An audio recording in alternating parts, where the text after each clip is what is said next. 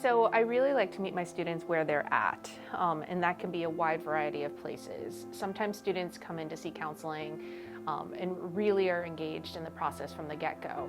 So I just try to keep them there and moving forward.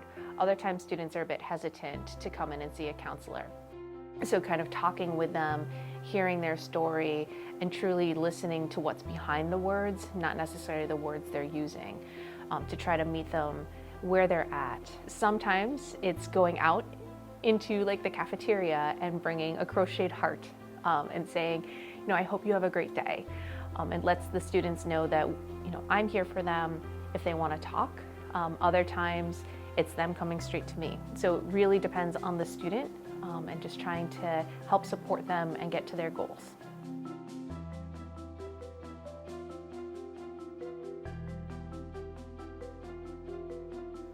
I love the diversity that we have at Triton College, whether it comes to gender identity or race, ethnic background, religion. One of the courses that I had in graduate school was all about multicultural counseling, and it's truly a passion of mine to ensure that I'm as inclusive as possible, and I continually do a lot of professional development to ensure that. It's important to listen and make sure that your understanding of any cultural background that you may be experiencing with a student, and understanding that there could be trust concerns based off of each individual's history. Building a safe space for my students, regardless of their background, is the most important. And once you build that safe space and that trust, regardless of someone's background, that's what we are all seeking. We're all seeking a safe space to talk to one another in.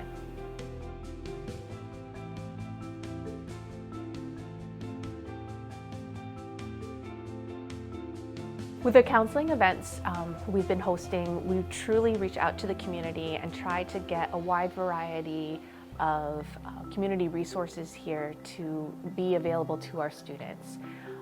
We have a partnership with Sarah's Inn, which is really geared towards those who identify as women and their families getting assistance. We have partnerships with Pillars, which work with anyone in the community. We've reached out and done events with the Center on Halsted, which is really geared towards the LGBTQ community. And we are continually looking for other resources in the area to help connect our students with folks like them so that they see that they're not alone.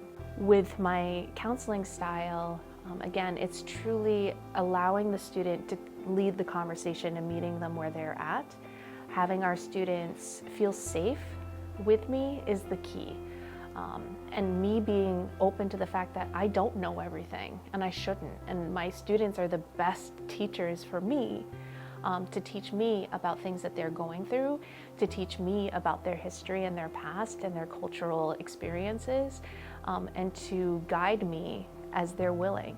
And then I'm able to take that and grow as well.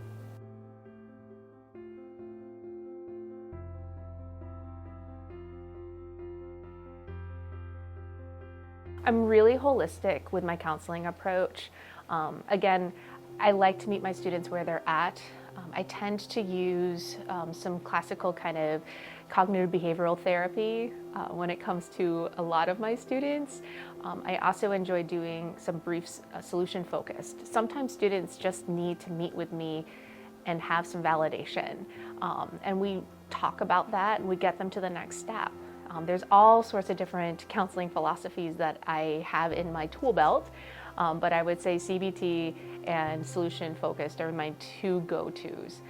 Depending on the student that I'm working with, we may do more holistic, we may do more career-based things, but it really just seeing my student as the whole person that they are, understanding that they are a student, but they may also be an athlete, they may also be a sister, they may also be a mother, they are a cousin, they are a member of this community, they are an employee, they are all of these things, and all of them make them who they are.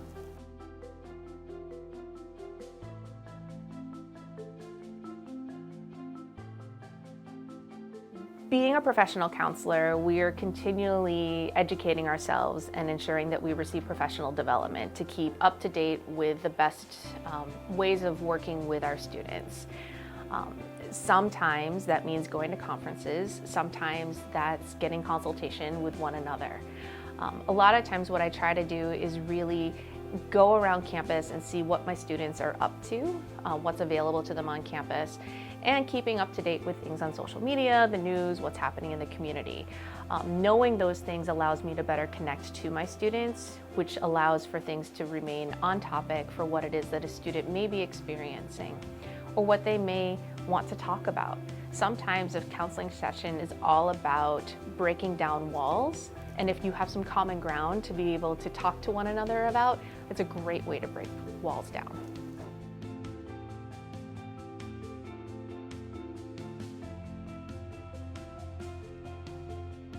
Great question.